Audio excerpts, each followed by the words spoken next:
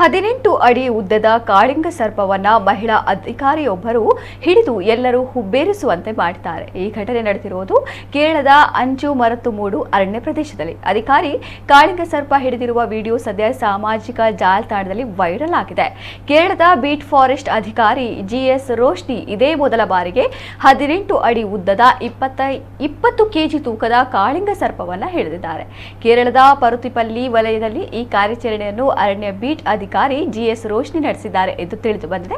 ಪರುತಿಪಲ್ಲಿಯ ಹೊಳೆಯ ಒಂದು ಬದಿಯಲ್ಲಿ ಸಿಲುಕಿಕೊಂಡಿದ್ದ ದೈತ್ಯ ಕಾಳಿಂಗವನ್ನ ಕೋಲು ಬೆಳೆಸಿ ರಕ್ಷಿಸಿದ್ದಾರೆ.